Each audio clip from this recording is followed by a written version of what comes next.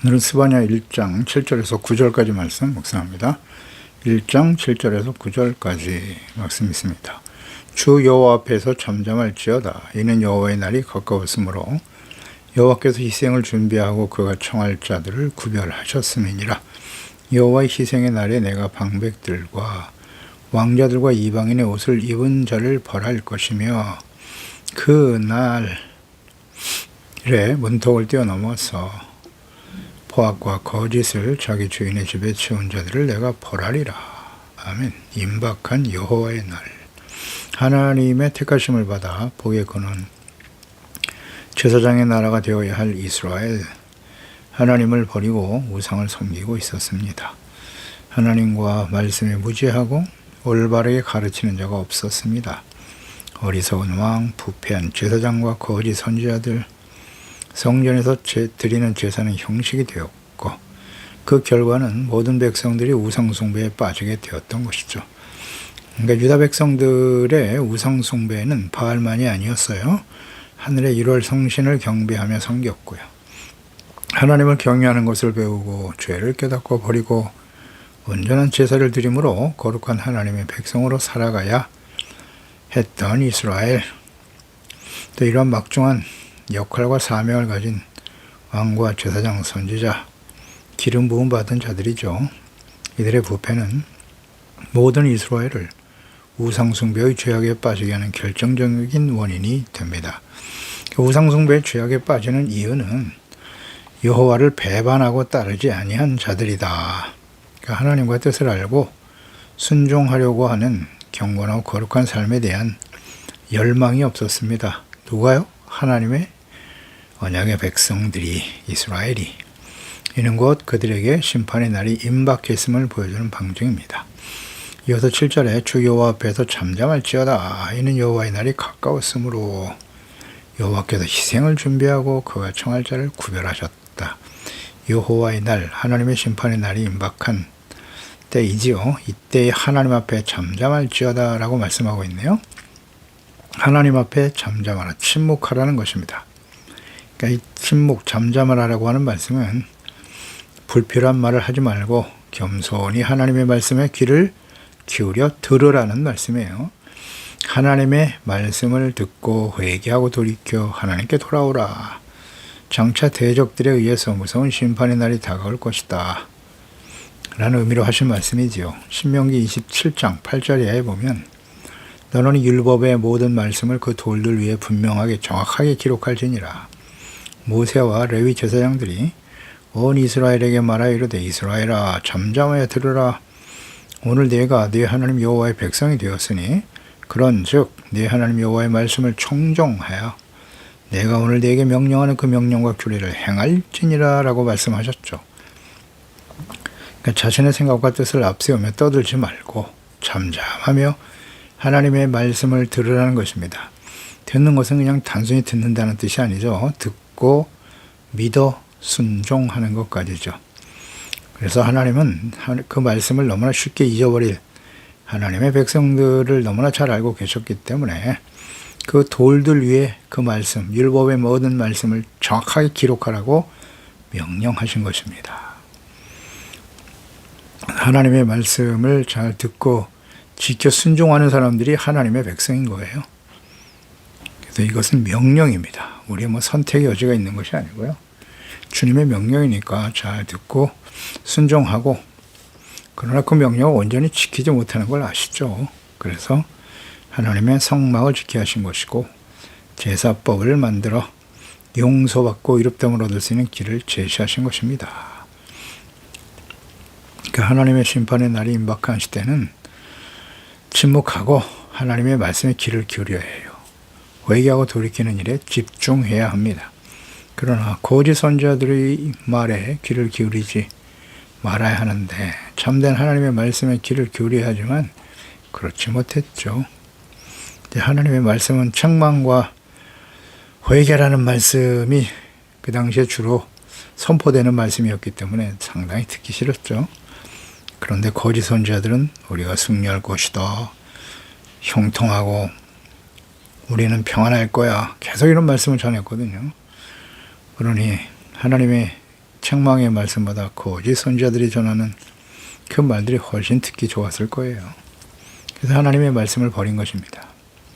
그러니까 성경을 직접 묵상하면서 오늘날도 성경은 하나님의 말씀을 그대로 기록한 것이기 때문에 성령님의 인도하심을 따라 이 하나님의 말씀에 잘 귀를 기울여야 되는 것입니다. 다시 한번 우리가 분명히 알아야 할 것이죠. 성경을 기록하게 하신 목적은 무엇이냐? 성경을 어떤 목적으로 기록하셨죠? 디모데후서 3장 16절 17절입니다. 모든 성경은 하나님의 감동으로 된 것으로 교훈, 책망, 바르게 함과 의로 교육하기 유익하고 이는 하나님의 사람으로 온전하게 하며 모든 선한 일을 행할 능력을 갖추게 하려 함이니라. 아멘입니다. 책망입니다. 우리는 책망과 교훈을 얻기 위해서 하나님의 말씀을 듣고 배우는 거예요. 그렇게 하고 있나요? 그리고 죄를 버리고 의의 삶이 무엇인가를 교육받기 위해서 하나님의 말씀을 듣는 겁니다. 그러니까 하나님의 사람으로 온전하게 된다. 어떻게 우리는 완전한 하나님의 사람이 될 수 있을까요? 하나님의 말씀을 잘 깨닫지 못한 상태에서는 온전한 하나님의 사람이 될 수 없다. 그냥 부지런히 배워야 되는 거예요. 배우고 하나님의 말씀을 배우고 그 말씀 앞에 드러난 자신의 잘못된 모습을 솔직하게 인정하고 그냥 돌이키면 돼요. 제가 잘못했습니다. 잘못 살았습니다. 그러니 이제부터 하나님의 말씀과 뜻대로 의롭고 거룩하고 진실된 하나님의 자녀답게 살아가기를 원합니다. 그게 바로 선한 일이죠. 선한 일을 행할 능력을 갖추게 하기 위해서 그렇습니다. 하나님의 자녀들은 예수 그리스도를 믿고 구원받은 하나님의 자녀들은 선한 일을 행할 하나님의 사람으로 주님이 부르신 거예요. 그것 때문에 구원하신 겁니다. 선한 일이란 무엇이라고요? 정의를 행하는 거예요. 그 다음 사람들을 불쌍히 여기는 거예요. 긍휼히 여기고 불쌍히 여기고 그 다음 겸손히 하나님과 함께 행하는 것이 선한 일인 것이죠. 이것을 무엇을 통해서 갖추게 된다고요? 그런 능력을 하나님의 말씀을 듣고 배우고 묵상함을 통해서 갖추게 되는 것입니다. 하나님의 사람이었던 다윗의 고백과 기도를 볼까요? 시편 4편 2절 이하죠. 인생들아 어느 때까지 나의 영광을 받고 욕되게 하며 헛된 일을 좋아하고 거짓을 구하려는가? 여호와께서 자기를 위하여 경건한 자를 택하신 줄 너희가 알지어다. 내가 그를 부를 때에 여호와께서 들으시리로다. 너희는 떨며 범죄하지 말지어다. 자리에 누워 심중에 말하고 잠잠할지어다.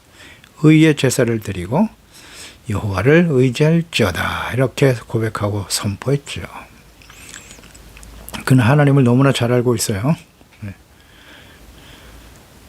하나님이 경건한 자를 선택했다. 그런 거로 떨며 범죄하지 말지어다 말씀하고 있잖아요. 그리고 의의 제사를 드리자. 의의 제사란 죄를 버리고 용서받고 하나님 앞에 의롭다함을 얻는, 그러니까 제사의 목적 자체가 의의 회복이 있는 거예요. 우리가 오늘날 하나님 앞에 나와 예배 드리는 목적이 뭐죠? 나의 소원을 이루기 위해서, 나의 욕망을 이루기 위해서? 아닙니다. 하나님 말씀 앞에서, 하나님 앞에서 자신의 잘못을 깨닫고 인정하고 회개하고 돌이키고 용서받는 의, 새롭게 되어지는, 그래서 예배를 드리는 거예요. 근데 그 목적과 의미 자체를 이해하지 못하고 드려지는 예배가 얼마나 많은지, 성경을 기록한 목적과 의도 자체를 깨닫지 못하고 말이죠. 성경을 통해서 자신의 욕망과 소원 성취를 위해서 필요한 말씀들만 쫙 쏙 뽑아가지고, 그건 아닙니다. 자기 본의의 신앙은 굉장히 위험하다 그랬죠. 그런 것이 바로 우상숭배인 거예요.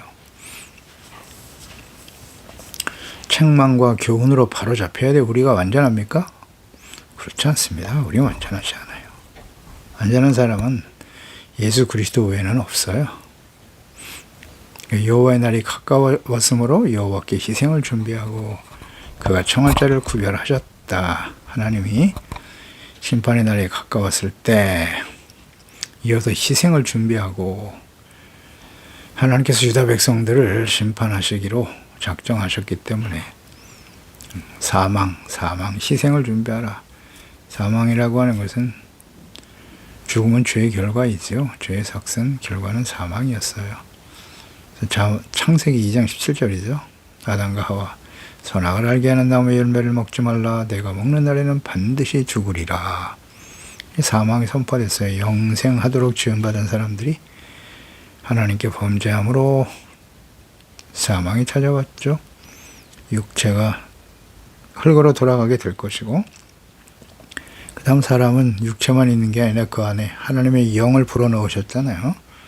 생명이 되게 하셨더라. 그러니까 영신 하나님의 형상을 담을 모습으로, 그러니까 영적인 존재로 만드셨다는 거죠.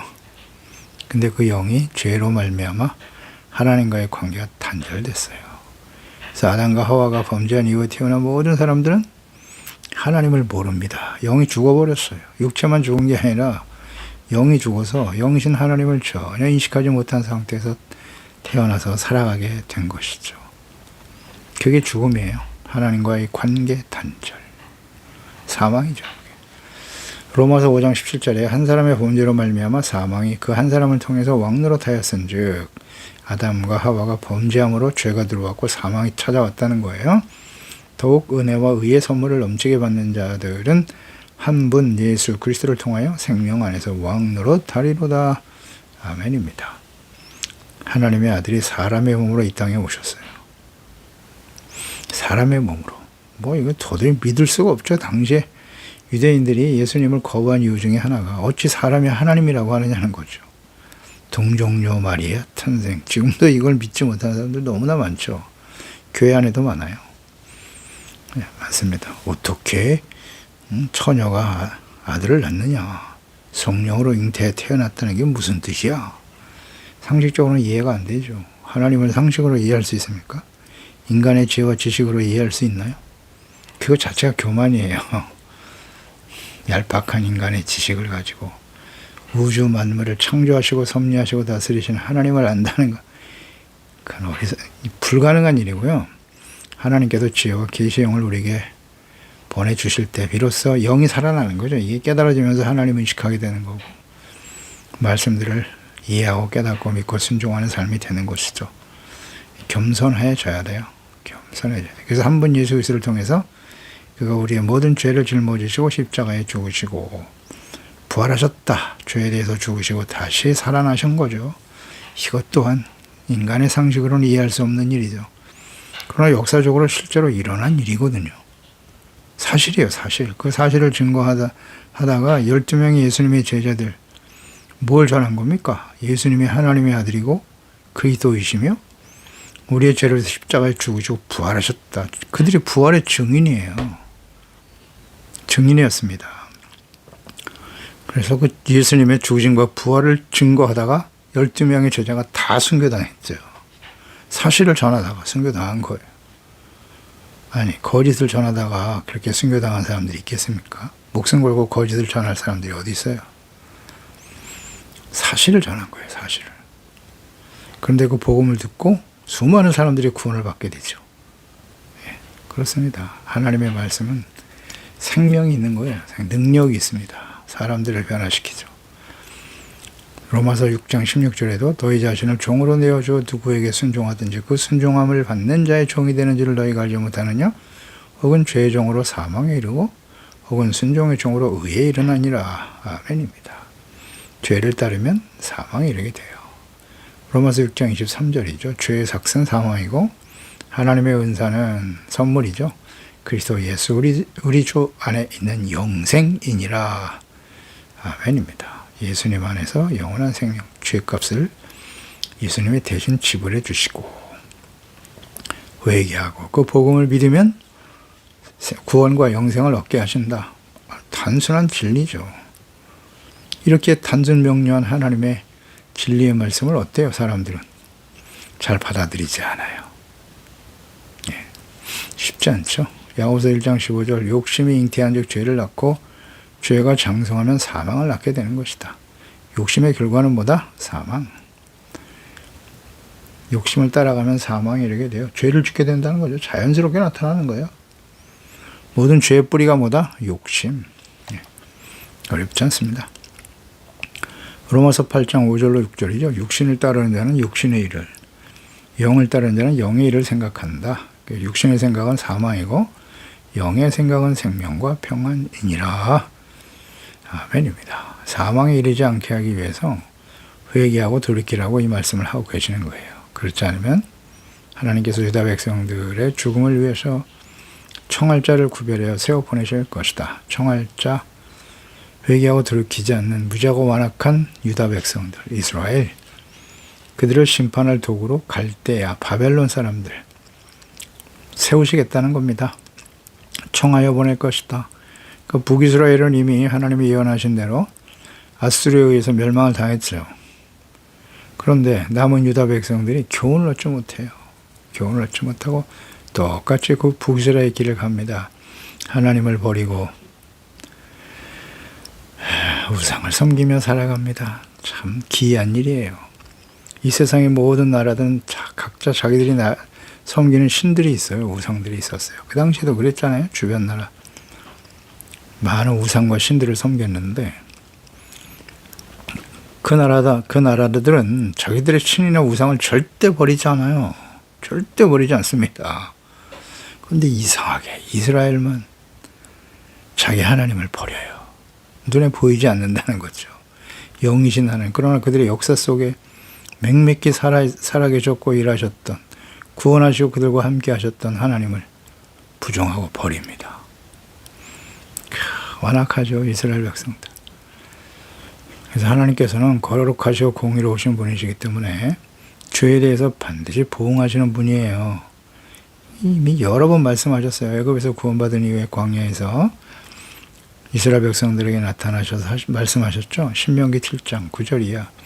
그런즉 너는 알라. 오직 네 하나님 여호와는 하나님이시오 신실하신 하나님이시라. 그를 사랑하고 그의 계명을 지키는 자에게는 천대까지 그의 언약을 이행하시고 인애를 베푸시되 그를 미워하는 자에게는 당장에 보응하여 멸하시나니 여호와는 자기를 미워하는 자에게 지체하지 아니하시고 당장에 그에게 보응하시나니라. 이게 하나님의 속성이에요. 그걸 알아야죠. 근데 우리 인간의 입장에서 뭘 그런 하나님이 보응하시고 멸하십니까? 무조건 사랑하셔야지. 그 하나님의 속성이 그렇지 않다니까요. 하나님을 바르게 알고 섬겨야죠. 그러나 하나님은 죄에 대해서 보응하시는 분이지만 회개하고 돌이키면 언제든지 용서해 주세요. 그게 하나님의 사랑이죠. 사랑입니다. 지금 이스라엘 백성, 유다 백성들 하나님의 진노 앞에 서게 될 거라고 외치고 계신데요. 오랫동안 기다리신 거예요. 정말 참으셨죠, 오랫동안. 제발 하나님께 돌아오라고. 하나님은 절대 재앙이나 심판을 원하지 않으세요. 그러나 하나님의 공의의 속성 때문에 너희들이 돌이키지 않으면 하나님의 공의로 심판할 수밖에 없으신 분이 하나님이시니까 이 말씀을 듣고 제발 돌아와서 회개하고 하나님과의 관계를 회복하라고 이 말씀을 하고 계시는 거 아닙니까? 8절에 여호와의 희생의 날에 내가 방백들과 왕자들과 이방인의 옷을 입은 자들을 벌할 것이다. 방백, 지도자들이죠. 왕을 보필해서 백성을 바르게 인도하고 하나님의 나라를 바르게 세우는 일에 헌신해야 될 사명이 있는 자들이죠. 그러니까 히스기야 왕 시대에 아수르에서 멸망당한 북이스라엘을 향해 말씀을 전한 선지자, 당시 이스라엘과 유다 지도자들의 부패를 지적하고 책망했죠. 미가서 3장 1절 이하에 잘 나타나 있죠. 내가 또 이르되 야곱의 우두머리들과 이스라엘 족속의 통치자들아 들으라. 정의를 아는 것이 너희의 본분이 아니냐. 정의를 아는 것. 너희가 선을 미워하고 악을 기뻐하며 내 백성의 가죽을 벗기고 그 뼈에서 살을 뜯어 그들의 살을 먹으며 그 가죽을 벗기며 그 뼈를 꺾어 다지기를 냄비와 속 가운데 담을 고기처럼 하는도다. 그때 그들이 여호와께 부르짖을지라도 응답하지 아니하시고 그들의 행위가 악했던 만큼 그들 앞에 얼굴을 가리시리라. 아멘입니다. 이분이 하나님이세요. 지도자들의 부패와 타락, 히스기야의 개혁에 의해서 잠시 숨겨졌죠. 그 아들 므낫세 시대에 다시 일어나 왕과 방백들 우상숭배의 죄악으로 부패하게 만들어버렸죠. 요시야 왕의 개혁에 또다시 움츠리고 있다가 이 우상과 악을 행하는 자들, 그의 아들들, 왕자들 시대에 다시 고개를 들고 일어납니다. 이는 하나님의 백성들의 그 심령 속에 내재하고 있는 자아중심의 교만, 인본주의, 자신의 유익, 성공, 출세, 명예, 재물을 주인으로 섬기려고 하는 욕망이 발로인 것이죠. 이는 모든 시대의 하나님 백성들에게 동일하게 나타나는 현상입니다. 그 왕과 황백들과 제사장들의 부패와 타락이 이스라엘의 멸망의 원인이었습니다. 그러니까 이방, 의복을 입은 자들 그랬어요. 여호와께서는 주의 백성들에게 의복의 규정을 명하셨죠. 민수기 15장 38절에 보면 이스라엘 자손에게 명령하여 대대로 그들의 옷당 귀에 술을 만들고 청색건을 그의 귀에 술에 더하라 그랬고요. 신명기 22장 11절에도 양털과 배실로 섞어 짠 것을 입지 마라. 너희는 너희가 입는 겉옷에 내 귀에 술을 만들지니라. 이게 의복의 규례를 명령하셨고요. 그래서 이런 옷을 입음으로써 당시 하나님을 믿지 않는 이방인들이죠. 그들과 구별된 삶을 살아가라고 주님께서 그렇게 명령하신 거예요. 그들과 이런 옷을 입으면 그 옷에 대해서 책임을 지고 하나님의 자녀라고 하는 것을 분명히 나타내라는 거예요. 그 옷이 문제가 아니라 그 옷을 입은 거룩한 사람답게 하나님의 자녀답게 행동하라는 것이죠. 그 옷 자체가 거룩하고 이로운 게 아니에요. 그럼에도 불구하고 방백들과 왕자들 당시에 이스라엘 백성들이 이방인들이 입는 의복을 입는 것을 오히려 더 좋아했어요. 이는 당시 이스라엘 백성들이 하나님의 율법에 대해서 무지했다는 거고 혹은 불순종했다는 것이며 이방 관습에 젖어서 여호와를 배척하고 우상을 섬겼음을 책망하는 말씀이죠. 그러니까 이방 문화에 깊이 빠져있는 주의 백성들, 세속화되어졌다는 거예요. 그러니까 마음에 하나님이 없는 세상 문화에 깊이 물들어 있는 오늘날 시대의 교회, 목회자, 재직과 그리스도인들을 보세요.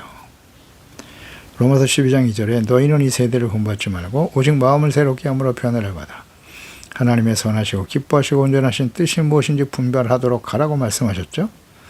에베소서 4장 17절 이하에는 그러므로 내가 이것을 말하여 주 안에서 증언하는데 이제부터 너희가 누굽니까? 예수 그리스도를 믿고 구원받은 그리스도인들이죠. 이방인이 그 마음에 허망한 것으로 행한 같이 행하지 말라. 그들의 총명이 어두워지고 그들 가운데에는 무지함과 그들의 마음이 굳어짐으로 말미암아 하나님의 생명에서 떠나있도다. 그들이 감각 없는 자가 되어 자신을 방탕에 방임하여 모든 더러운 것을 욕심으로 행하되 오직 너희는 그리스도를 그같이 배우지 아니하였나니라. 진리가 예수 안에 있는 것까지 너희가 참으로 그에게서 듣고 또한 그 안에서 가르침을 받았을 텐데 너희는 유혹의 욕심을 따라 썩어져가는 구습을 따르는 옛사람을 벗어버려라. 오직 너희의 심령이 새롭게 되어 하나님을 따라 의와 진리의 거룩함으로 지으심을 받은 새 사람을 입어라. 아멘입니다.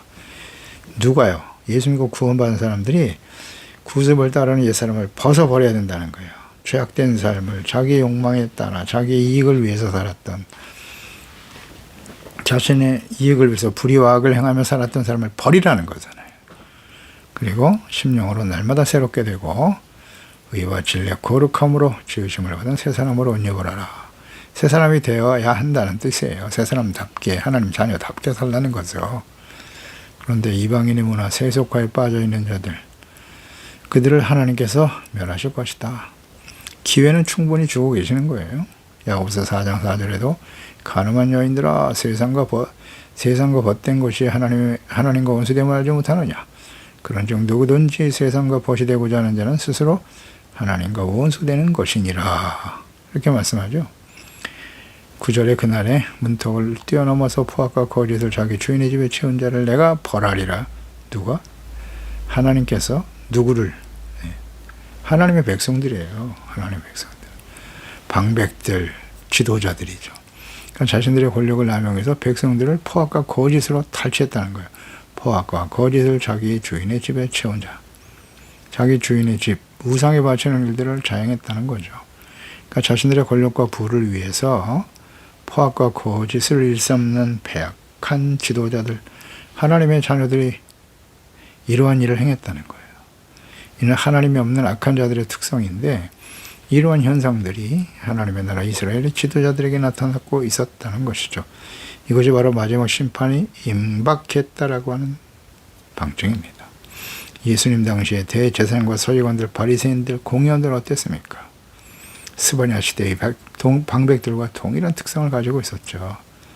하나님의 아들 그리스도를 자신들의 이익과 권력을 유지하기 위해서 이렇고 죄가 없는 하나님의 아들을 십자가에 못 박아버리잖아요. 그러니까 거룩함을 상실하고 하나님보다 재물, 자신의 이익과 명예를 더 사랑하고 중시하는 이 시대의 목회자들, 하나님 재직과 그리스도인들의 특성이기도 하다. 이것은 곧 뭐다? 마지막 심판이 임박했음을 보여주는 방증입니다. 성경을 통해서 우리는 교훈을 얻어야 되는 거예요. 요한일서 2장 15절 이하에 말씀합니다. 이 세상이나 세상에 있는 것들을 사랑하지 말라. 누구든지 세상을 사랑하면 아버지의 사랑이 그 안에 있지 아니하니 이는 세상에 있는 모든 것이 육신의 정욕과 목의 정욕과 이 생의 자랑이니 다 아버지께로부터 온 것이 아니요 세상으로부터 온 것이다. 이 세상도 그 정욕도 지나가되 오직 하나님의 뜻을 행하는 자는 영원히 거하느니라. 아멘. 기도하겠습니다. 하나님 아버지, 오늘도 하나님께서 하박국 선지자를 통해서 당시에 하나님을 버리고 우상을 향해 달려가고 이방인들보다 더 악한 죄악 가운데 빠져 돌이키지 못하는 하나님의 백성 유다, 그들에게 하나님께서 장차 하나님이 바벨론을 세워서 그들을 심판할 것이다. 여호와의 날이 아주 임박했다는 사실을 증거하고 있습니다. 이 스바냐 선지자를 통해서 하신 말씀이죠. 하박국 선지자에 이어서 이 스바냐 선지자도 끊임없이 하나님의 이 말씀을 선포하고 증거하고 있는 것이에요. 하나님의 날이 가까웠다. 이 말씀을 듣고 왜 하나님은 하나님의 언약의 백성들에게 심판을 말씀하시나요? 그들의 죄에 대해서도 말씀하셨죠. 돌이키기를 기다리시지만 돌이키질 않고 끊임없이 죄악 가운데 살아가는 하나님의 백성들, 그들은 결국 하나님이 말씀하신 대로 바벨론에 의해서 멸망의 길을 가고 말았죠. 역사적 성취. 그런 것은 우연한 일이 아닙니다. 이렇게 하나님이 말씀하시고 하나님이 하신 일이라는 사실을 성경에 자세하게 기록해 남기셨나이다. 이것을 기록하신 목적을 우리는 분명히 합니다. 오늘 이 시대는 모든 시대, 특히 오늘 이 시대를 살아가는 하나님의 자녀들에게 교훈을 얻도록 하기 위해서 죄를 버리고 겸손히 예수 그리스도의 그 대속의 은혜를 헛되이 여기지 말고 거룩한 하나님의 자녀답게 주님의 말씀을 귀담아 듣고 자신의 잘못을 깨닫고 버리고 두렵고 떨림으로 구원을 이루어가 항상 복종함으로 구원을 이루어감으로써 이 세상에 우리를 빛으로 세우셨지 않습니까? 빛은 우리의 착한 행실이라 하셨습니다. 이것을 통해 모든 사람들이 우리를 보고 하나님께 영광을 돌리고 예수 그리스도를 알고 믿어 구원을 받게 하는 제사장으로서의 역할과 사명을 충실히 감당하는 저희들이 다 되게 하여 주옵소서. 예수님의 이름으로 기도드리옵나이다.